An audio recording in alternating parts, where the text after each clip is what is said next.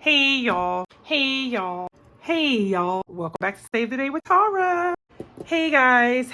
Good Sunday afternoon and good Sunday evening. How are you guys doing? I hope today has found you well.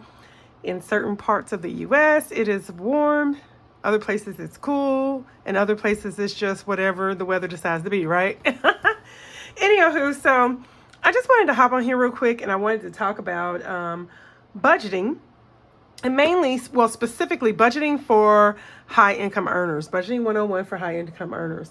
I've been out here on these budgeting streets out in YouTube, and I noticed like the only person I've really seen, I feel, that does a decent job of actually portraying, hey, this is a budget for a high income earner, is Jasmine from Baddies and Budgets. And I know she's really busy now, so it's kind of like she's not, what can I say? She's not able to get out there and do as many budgeting videos as she used to. However, I do know when she did it, she's the reason, her earlier videos are the reason why I decided to go ahead and do this, because she was showing an individual that's a high income earner that also budgets and is showing you, okay, this is how you get a hold of your money. And this is something that's needed for high income earners. We have things out here for how to budget on a low income, but a lot of us, and even some of the people out here saying budget on low income, are portraying to be low budget. I'm just saying, you can kind of look and switch and see and tell, but that's neither here or there for me to call them out. But it's kind of like, I think that people are overlooking that high income earners also have problems with budgeting, getting their money under control, ensuring that they are paying bills on time, that they're not being overdrawn in their account. And I think the biggest thing with high income earners is this thing about debt, and debt's okay when it's not. I love to watch, who is that? Our guy, Dave Ramsey. And I get on there, when I get on there, I listen to these people that make really good money, and they're like, well, but I have this much debt, and I'm in, I can't seem to get a hold of the spending, or my spouse this, or my spouse that. And then you talk to them, they're not willing to give up stuff. So I just wanted to do budgeting 101 for high income earners, and let you know that it's okay. It's okay to be on a budget, because your goal is to wrangle your spending in, get control of your money, get that debt paid off. And basically you want to live a pretty decent life that's stress-free and not having to worry about, mainly it's going to be debt. It's really going to be debt and debt holding over you. So once again, I want everybody to remember, budgets are fluid and money is fungible. This was said by Tara from Save the Day at Tara. Well, Save Day with Tara. And then what it means is that your numbers aren't set in stone. Don't think of a budget as, oh my God, this is it, and I have to stick to this. It can be tedious at first, because maybe you might have to stick to it. However, eventually what's going to happen is you're going to realize how fluid it is, and that you're just going to have to kind of change some things around. Maybe you misunderstood a category, you put something in the wrong place, you combined categories, and you're like, no, I really need to keep this separate because I have to budget for this differently. I'm spending a lot more there than what I thought, and I'm spending less here than what I thought. So remember, budgets are fluid. Money is fungible. Basically, what that means is it's interchangeable. Once again, sometimes during the week with my cash wallet, I have money that's in there and I'm grocery shopping. However, maybe I may pick up a couple of other things that have to do with the household. So I'm taking money out of the household envelope and putting it with the groceries. Or maybe it's all groceries, but I'm taking money out of the household envelope to put with the groceries. It's interchangeable. And you don't have to, or if you need it for something else, an emergency comes up and you just have to use the cash on hand, all of that money is going to go to that. And you're just going to, know next time, like, hey, well, really, if it's an emergency, mainly it's probably a once in a blue moon. If you keep on having emergencies, then you need to just look at your budget and make some changes. But it's fungible, it's interchangeable. It doesn't have to stay in that one spot. You don't have to keep it grounded. It's not set in stone, but the goal is to wrangle in your spending and also get control of your money at the same time. I know it kind of sounds the same, but it's not. So let's go ahead here, high-end earners. Let's go. Oh, y'all are seeing stuff. Hold on. I don't do a good job of doing this. So once again, this is Budgeting 101 for high-income earners. The first thing you need to do is write down all income sources and expenses. All income sources and expenses. So Income comes from your paycheck.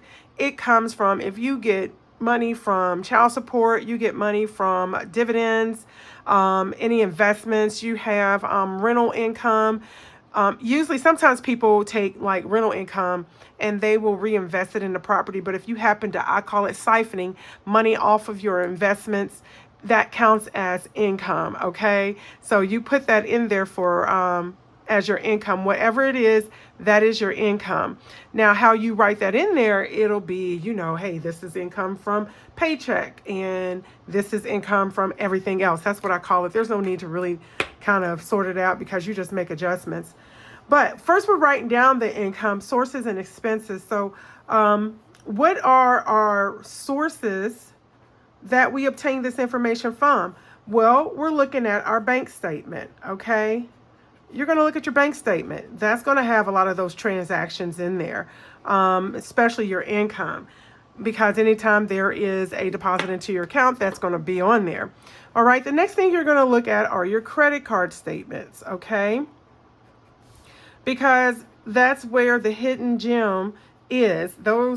That credit card statement holds true to everything else that you do. We use our bank card, we use our credit card, we use our secret credit card that we know we have and we aren't accounting for. So that's what you're going to use. You're going to use those statements and you're going to write down all of your income sources and your expenses, okay? And so you're like, what's a time frame? From what I've read, 3 months is the time frame that you're looking at, the past 3 months, because the suggestion is the past 3 months. That's where you can see a lot of your spending. But I'm also going to take it a step farther, and I'm going to say, don't forget to think about those things. So we're looking at things you pay monthly, things you pay quarterly, something you may pay semi-annual, like car insurance, and then those annual payments. And annual payments are like your car tags. And for a lot of high income earners, there's things that we have that aren't even annual. They may be every 2 years. I put Q2 years. That means every 2 years and so forth. That's what the wiggly line is, such as certifications. My husband and I, we have certifications that we renew, certifications and licenses that we renew every 2 years. I have one license that's renewed every 2 years, one license that's renewed every 3 years. My certification is every 5 years. So, you still want to include those things in there. They may not be in your monthly expenses, but it's still an expense. It's something you want to make sure doesn't catch you off guard. And don't forget those things that you pay also. I put monthly, but every 2 months. We pay our water and our sewer is every 2 months. So 1 month is the water. The next month is the sewer. The next month is the water. The next month is the sewer, because Lord knows if it was all on the same bill, God bless where we live. But anyway, so that's kind of what you're looking at. And you also want to identify those auto payments. You just want to make note of those automatic payments. Those are very important, because some auto payments are there because we forgot we set them up. And later on, that may be something that we are going to look at. And we're going to be like, well, what do I need to do with this? So once you've written down everything, okay, once you've written it all down, let me do this, guys. I'm going to do a line here real quick. It ain't going to be the best line, but it's a line. Once you have written down all your income sources and expenses, then you're going to categorize your prior information. So categorize this stuff. You're going to categorize I said the income sources doesn't matter, but you're going to categorize your income. The income is going to be, is this your paycheck? Now, if you own your own business and you pay yourself out of that, good. Once again, it's your paycheck. If you own your own business and you don't properly pay yourself out of that, I'm going to suggest you get an accountant so that you guys can start really delving into how much you really should pay yourself out of your business. Don't siphon any money out of your business. And what you want to do at the end of the year is talk to your accountant to see how much you really need to do in order to ensure that you're okay. I can't give out any financial advice on here, but I'm just going to say the biggest thing that I can give as far as the suggestion is get an accountant. Okay, so the next thing is, so you want to look at your paycheck. What is child support? Because you also want to see what is temporary income. It's not always going to be there. What is that? Maybe you get stuff from investments, things like that. I know I said, up here it can all go together. Up here it can, but when we start categorizing, you want to do that. Now, when you are looking at categorizing your expenses, this one is a little tricky. Dave, he kind of says, hey, you have 4 walls. And when we look at things, we want to put things into housing, transportation, transport, utilities, and food. Those are your 4 walls, the most important things really that are there. Now there's other things because we have kids, some of us have kids, some of us have other things, but when you categorize, you want to be able to put things into this bundle here, and then you have your other stuff like health and wellness. You have what do you call that? Because I'm looking at my one thing here real quick. You may have debt for your credit card. Child care, that may be another one. Child care includes things like school tuition, daycare, things like that you're looking at. And then you may just have a miscellaneous category that catches all. Okay, a good place to look for that stuff also is maybe you look at your credit card spending summary. It kind of gives you good ideas of how you can label your different categories. But overall, this is what you want to do. You want to make sure you have those 4 walls: housing, transport, utilities, and food, and then take in consideration of other stuff. But you want to categorize those things. And you're like, okay, Tara, well, why do I want to do all that? Because at the end of the day, you know what you're about to do? You are going to create a budget. Your goal is to create a budget using this information that you just jotted down, that you got all together. Now, if you're like me, and I'll be very honest for you high earners, if you're like me, I did not do 3 months. What I did do was I went ahead and I did a budget. I looked at my prior month and I just wrote everything that was down in that statement. I made a budget. And then once I made that budget, I just went ahead and I was like, okay, that's it. I'm like, that's it. I'm just going to go with it. And whatever happens, happens. Then I'll go ahead and make my adjustments in my next budget So when you create this budget, those categories that you created and you wrote all that down, 3 months worth of expenses, you want to average that out. How you do is you take all of that, you add it up. And then you divide it by 3. That'll give you your average. If you did 3 months, you're going to divide it by 3. If you did 2 months, you're going to divide it by 2. If you only did 1 month, then when you create your budget for that category, you just put that amount down. You're probably going to be off. You may spend more, you may spend less, but remember, we're just getting started on this budget, okay?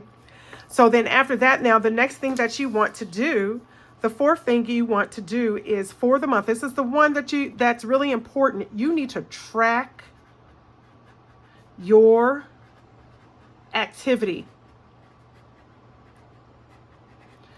This is very simple. You do not need all this fancy stuff out here. And I'm going to tell you, being a high income earner, one of the things that I learned about in reading The Millionaire Next Door, that's a good book, is that millionaires next door are not what you think they are. They aren't flashy. They don't buy all this stuff, do crazy things. Consumerism is not the thing. And this is my goal for a lot of high income earners, is to get us out of consumerism.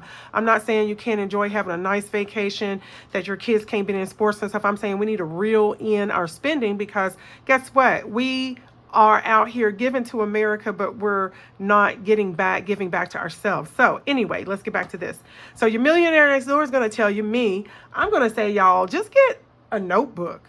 And how you're going to write it is you're going to write like I do. If I have the house account, I just write house account, Okay. And it's the date, it's the amount, it's a description of what it is, and it's the category that I put it in. Okay. That's what I do. And just to give you an idea real quick, that's kind of, this is what I do. You don't really, I'm going to show you what I started doing this month because I got tired of printing this stuff. I just got a piece of paper, y'all. This paper came with this happy planner. All I did was just what I'm showing you. It's my Spix tracking for August. It's the house account. I'll write down, and I do this every week. It is easier to do it every week, guys, because you'll keep up with it, okay? Anything that I did in the house account, credit card, cash, I keep all my receipts. So I write down all the stuff for cash. This is his current week house account. Boy, my husband went ham, y'all. He went ham. I had talked to him about him and his overspending with groceries because he needs to now get some lunch. But let's get back to it.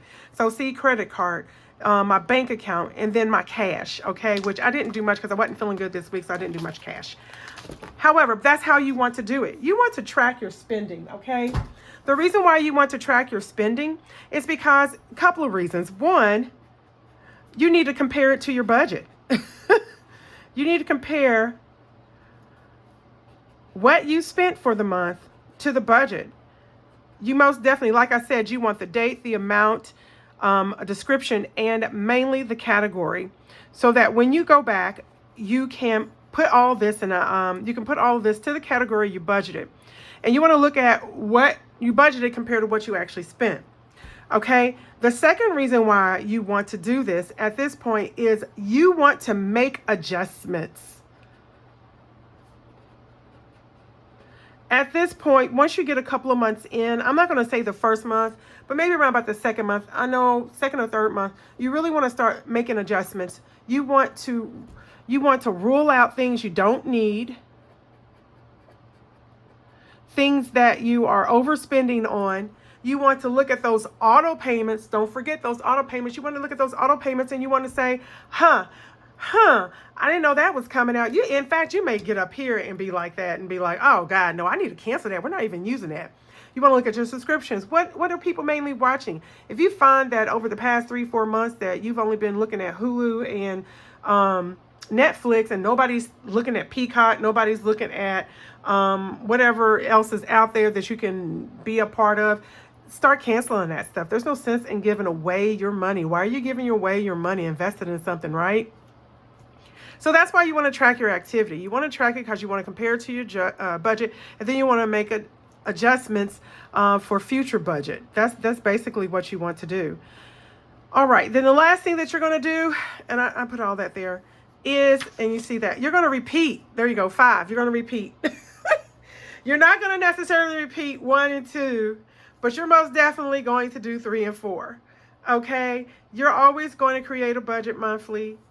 You're always going to, you want to always do, I don't know why I put that up there. You want to do a monthly budget. You always want to, compare actual to budget. And then you always want to adjust. That's important. You will be surprised. You will always be adjusting. Some people don't think they will always be adjusting. You'd be surprised. You're always going to adjust. Maybe you'll go a couple of months. You don't have to. But for the most part, you will be adjusting. Okay?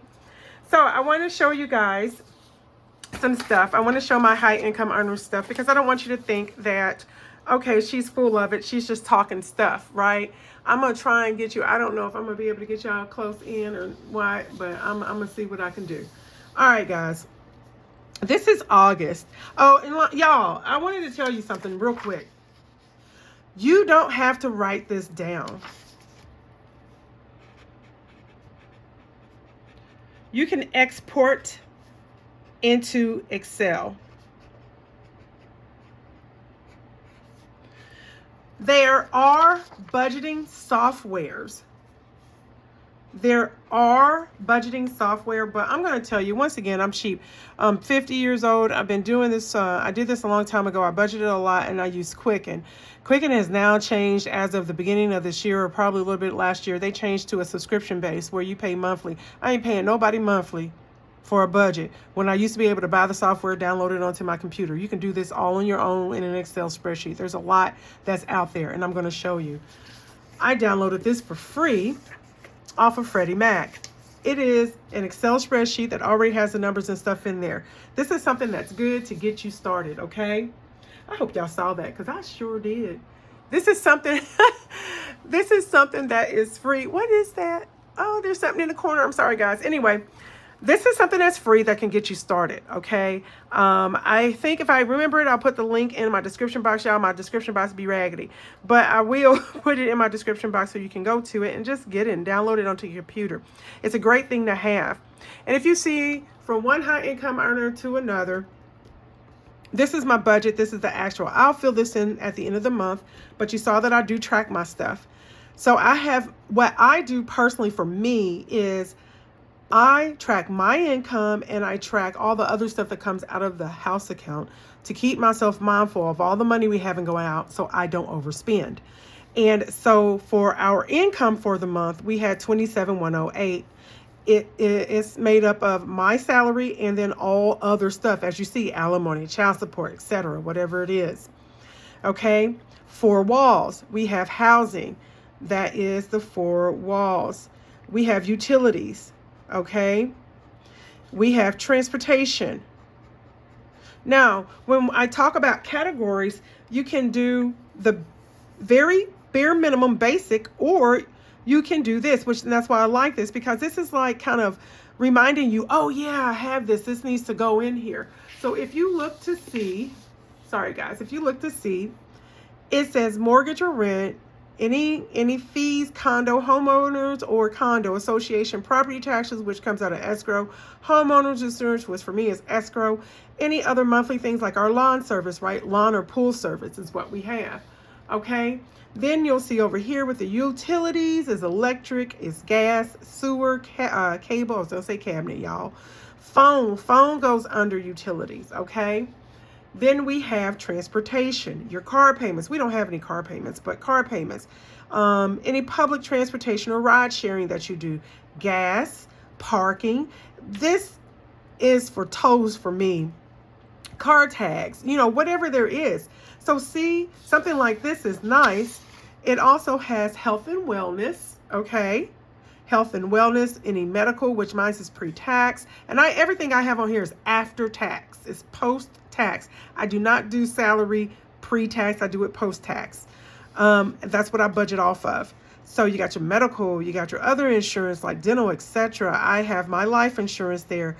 Any doctors or specialists that are coming up, any deductibles you're going to have to pay. Gym memberships, that's health and wellness. Then we have our food. So this is another 4-wall. Food, it says food and entertainment. If you want to consider entertainment a 4-wall, you can. Really for Dave, it's your food. It's literally your foods. And then meals out really don't count. It's groceries. So remember that this is where many people are going to be able to save some money if they just cook at home. Okay, and so then we're going back to here. Up here we have child care is on this one. Debt. So debt, credit cards, student loans, personal loans, whatever that is. And this is where a lot of us get in trouble. I see a lot of high income earners get in trouble with debt. You have car, you have credit cards, you have student loans. You've taken out personal loans. You've taken money out of your 401k. Shame on you. When you make money, you should not be taking money out of your 401k. There's no reason to have to take it out, because you should be able to at least start saving up for an emergency fund that you don't have to use your 401k. And any medical debts, okay? Yes, I just preached to y'all. So anyway, then we have miscellaneous, okay? Any miscellaneous, like you may be the one that has to pay child support or alimony, so that needs to go there. Education, clothing, shoes, any of that stuff. And we'll talk about how to actually set up some sinking funds for this later, okay? And then savings. We have like any emergency fund. We already have our emergency fund. It's good. And then we have our 529 for our boys. Investment that goes out each month for me. That is not 401k. Vacation this month gets funded up. And then as I have right here, other sinking funds, I just added that all together. money for my savings challenges, and altogether you'll see that we have the income of 27 and the outflow of 25, and the difference is 1,300, you know, and so that's just going to stay in the bank. So I wanted to show my high income earners this because, you know, you need a budget too. When I listen to Dave Ramsey, I get upset when I hear people that are making $250,000 annually and you don't know where your money went. You don't know why this bill is late, why that's late. It's in your spending. If you can curtail your spending and eating out, get a budget. A budget is going to let you get a hold of your money. A budget will let you get a hold of your money, understand where it's going, and then you're able to start adjusting and making changes for your budget. Now, I want to show you guys something to show you how real this is, because we are, like I said, we are high income earners, and I want to show you something. Hold on, before I show you something, I gotta do something else. Because y'all be nosy, okay? But I be showing you, okay? I want to show you guys my life over the past 2 years and how crazy it is. And you're going to be like, what? All right. So I want to show you guys something. I hope this is okay. There we go. So we have my credit card statement. This is my credit card statement from the year of 2023. This is what I did, y'all. 2023, $35,000 on my credit card. I know a lot of people have more than that, but $35,000 on my credit card. I spent last year. Now, all of this was paid off. It was paid off. I only carried a little bit of that balance into this year, I think. But my fees for the year, $537. That's how much I paid throughout the year for like any late fees and stuff. That's crazy. Look at this, y'all. I told y'all I traveled a lot. I spent $12,000 last year on traveling. I went on 4 vacations. 4 vacations, y'all. Let's see, shopping. Oh my God, let me tell you, gifts. I looked at this and I was like, what the heck? Louis Vuitton. Louis Vuitton. I forgot I bought a Louis Vuitton purse for my daughter. So yeah, that was a Louis Vuitton purse. Bills and utilities. I forgot what that was. It ended up in there, but that really wasn't what it should have been. It was something else. It was kind of misplaced. But when I say that you can utilize your credit card to kind of help you out with this, like what categories, then you can most definitely utilize this. This health and wellness, that was gym membership mainly. That's what that was. But the highest one is travel. Travel, shopping was next, and this is just various in shopping. Home, that mainly had to do with the pool service. Okay, and then the rest of it was just stuff. But yeah, $12,000, guys. And some people probably spend more than that. And that's probably not counting the actual cash that I spent. So now we have this year. We're in August. Look at that, 1/3, and it shows it right here. About 1/3. I have 1/3 of what I spent so far, and I don't plan on using my credit card. The highest is education, because remember I paid for my my certification out of my account. I mean, on my card. Shopping, yeah, I still have that little shopping habit, but it's coming down. Travel was only $1,200, and this was for plane tickets, and so that's awesome. This was plane tickets to go see my son in Utah. Professional services and, you know, licensing and stuff. Home. Look at this. Look at that. Is so different. And you know, fees and adjustments. Let me tell you what this is. I have a card that you have to pay an annual fee on. What's the annual fee? It's $99. Do y'all see that? I have not. No late payments or nothing. No sort of service charges. No extra money given to the credit card company for for the money that I use. So isn't that crazy, guys? Man, 1/3. This is 1/3 of that, and I'm going to tell you, I don't plan to spend hardly any much more this year on this card. And right now, when we look at my card, this is my last statement balance. And see, I just printed that today. So that's my last statement balance. And I did it all for these stupid rewards. And I'm going to tell you, I did get some plane tickets and stuff, but I might as well just pay for them to keep stuff off of my credit card. So no balance. $780 is what I owe, and I just paid $420 right before I did this video because I needed to make sure that I, need to go ahead and pay on that. So there's that. And then the one thing that I'm really proud of, this is my Mohilla account. Oh, here we go. Hold on, guys. And this I'm trying to show you high income earners, kind of like this is what happens when you, I don't know, I don't think y'all can do anything with that, but this is what occurs when you actually focus. My debt was this much. It really wasn't that much off of this much because I had not paid anything over the past couple of years. Let's see, when I started this year off, I think I had about $42,000, $45,000 in debt. I can't remember. So with this last payment, this is what I had was 22,524.58 minus 450 minus 381.96 equals. So I now owe $17,642.62.